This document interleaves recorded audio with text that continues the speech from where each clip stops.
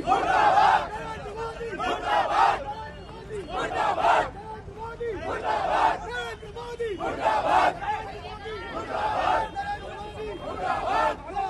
प्रदेश में राज्यसभा चुनाव के लिए नामांकन पत्र जो मीनाक्षी नटराजन ने भरा था कांग्रेस के उम्मीदवार के तौर पर, उसको रद्द होने के बाद मंदसौर गांधी चौराहे पर कांग्रेस कार्यकर्ताओं नेताओं ने प्रदर्शन किया है, पुतला भी जलाया और नारेबाजी भी की है। क्या कहेंगे, मीनाक्षी नटराजन का नामांकन रद्द हो गया और अपने विरोध भी किया है। जिस तरीके से भारतीय जनता पार्टी लगातार लोकतंत्र पे, संविधान पे लगातार प्रहार करती आई है, लेकिन बड़ा दुर्भाग्य है कि चुनाव से पहले ही जिस तरीके से राज्यसभा के चुनाव में मीनाक्षी नटराजन जी का नामांकन निरस्त करना इस बात का प्रमाण है। जो अंदेशा लगातार इनके ऊपर प्रहार हमला होते आए हैं, इनका लोकतंत्र में और संवैधानिक संस्थाओं में इनका भरोसा नहीं है, ये आज इन्होंने सिद्ध करके बता दिया है। भारतीय जनता पार्टी पूरी की पूरी सरकार, राज्य की और केंद्र की दोनों सरकारें मिलकर तानाशाही पे उतर आई है। लोकतंत्र की संवैधानिक संस्थाओं पर कब्जा करते हुए वो लोकतंत्र का गला घोटने का काम दोनों सरकारें मिलकर कर रही है। क्या कुछ जानकारी इस बात का प्रमाण है कि नामांकन निरस्त होना इस बात का प्रमाण है, इनके लोकतंत्र में और संविधान में कोई विश्वास नहीं है। क्या कारण बताया गया है नामांकन रद्द क्यों हुआ, ऐसी कौन सी त्रुटि हो गई थी? पूरे देश भर में मीनाक्षी नटराजन जी के नाम पर कोई अपराध पंजीबद्ध नहीं है, न्यायालय में कोई मामला उनका पंजीबद्ध नहीं है, न्यायालय में उनके मामले नील है। जो राज्यसभा का निर्वाचन का फार्म होता है, उस फार्म में इस बात का कोई कॉलम भी नहीं है, न्यायालय में मामला चल रहा है या नहीं चल रहा है ऐसा कॉलम भी नहीं है। लेकिन एन गेन प्रकरण जिस प्रकार से केंद्र और राज्य की सरकार को लग गया कि अब कांग्रेस से मुकाबला करना हमारा संभव नहीं है, तो इस नामांकन निरस्त की राजनीति में उतर आए हैं। हमारे देश के लिए, लोकतंत्र के लिए, संवैधानिक मूल्यों के लिए ये बहुत खतरनाक है।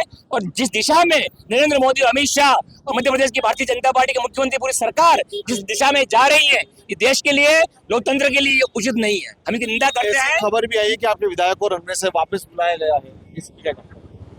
विधायक लोग वापस भोपाल पहुंच रहे हैं, लेकिन ये लोकतंत्र में जिस तरीके से राजनीति करने पे भारतीय जनता पार्टी उतर आई है, ये देश के लिए, लोकतंत्र के लिए, संवैधानिक मूल्यों के लिए ठीक नहीं है।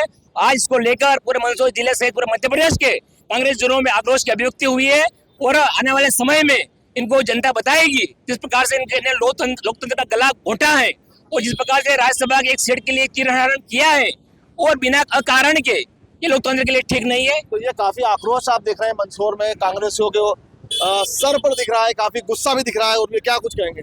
मैं तो ये कहना चाहूंगा कि जिस तरीके से न्यायपालिका ने ये मामला न्यायपालिका का है, वो न्यायपालिका में मामला जाएगा, कल कोर्ट खुलेगी, न्यायाधीश बैठेंगे, वो फैसला करें। भारतीय जनता पार्टी न्यायपालिका का फैसला करने वाली नहीं है। और भी लोग मौजूद हैं, इनका कहना है कि भारतीय जनता पार्टी कोई फैसला करने वाली नहीं होती। क्या कहेंगे? आपने अभी विरोध जब किया। एक नारी सब पे भारी, मीनाक्षी नटराजन जी की छवि पूरे देश में एक ईमानदार नेतृत्व की छवि है। वो गांधीवादी नेता की नेतृत्व की बात करती हैं, लेकिन आज जिस तरीके से भारतीय जनता पार्टी ने कुचक्र चलाकर उनके राज्यसभा पर्चे को निरस्त करने की जो कार्रवाई की है, मैं समझती हूँ कि वो इस लोकतंत्र के लिए बहुत घातक है। मीनाक्षी नटराजन जी के ऊपर पूरे देश में कहीं भी किसी तरीके का कोई अपराध पंजीबद्ध नहीं है। इस तरीके से लोकतंत्र की हत्या हम कांग्रेसी नहीं होने देंगे। तो ये आपको बता दें कि मंदसौर के विधायक विपिन जैन ने सोशल मीडिया पर बेंगलोर जाते वक्त रास्ते में पोस्ट की थी कि सभी कांग्रेसी कार्यकर्ता गांधी चौराहे पहुंचे, और उसके बाद मंदसौर के इसी गांधी चौराहे पर कांग्रेस कार्यालय के सामने सभी कांग्रेसियों ने विरोध किया है। क्या कुछ बात हुई आपके विधायक से, क्या कुछ कहा है? विधायक जी का जैसे वो प्लेन उड़ने वाला था और जैसे पता चला कि मीनाक्षी जी का नामांकन रद्द हो चुका है, तो उनका मैसेज आया, फोन आया कि तुरंत आप सभी गांधी चौराहे पे पहुंचे। हम सभी कांग्रेस कार्यकर्ता यहाँ गांधी चौराहे पहुंचे, आप देख रहे हैं सबने विरोध किया। विरोध इस बात का है कि जो गांधीवादी तरीके से कांग्रेस की विचारधारा है और कांग्रेस संविधान के रास्ते पे चल के जो देश की सेवा करती है। आज जो नामांकन निरस्त किया वो भी तो संवैधानिक तरीके से हुआ है। भैया वो संवैधानिक तरीके से कहाँ हुआ है? उसमें एक कॉलम दे रखा है कि बीजेपी का कहना। अरे तो बीजेपी का तो बहुत सारे कहने हैं, आप खुद पत्रकार हैं, आप समझते हैं कि बीजेपी क्या क्या कहती है और क्या क्या करती है। लेकिन मैं इतना जरूर कहना चाहूंगा कि आज उन करोड़ों जो लोग हैं जिनका लोकतंत्र में विश्वास है, जिनका संविधान में विश्वास है, उन सभी को ठेस पहुंची है, और ठेस उन महिलाओं को पहुंची है जिन्होंने ये सोचा कि मीनाक्षी जी के नेतृत्व में हमारी आवाज कोई संसद में उठाएगा। और उस भाजपा की सरकार ने, जिसमें गुंडे, मवाली, बलात्कारी भरे पड़े हैं। तो ये आपने देख रहे हैं काफी गुस्सा है, और भी लोग हैं, क्या कहेंगे? आपने भी काफी नारेबाजी की है, तो ये आक्रोश है, नामांकन रद्द हुआ है, क्या आगे प्लानिंग है? देखिए, भाजपा की बौखलाहट है। भाजपा जिस प्रकार से संविधान और लोकतंत्र का गला घोटने का काम करती है,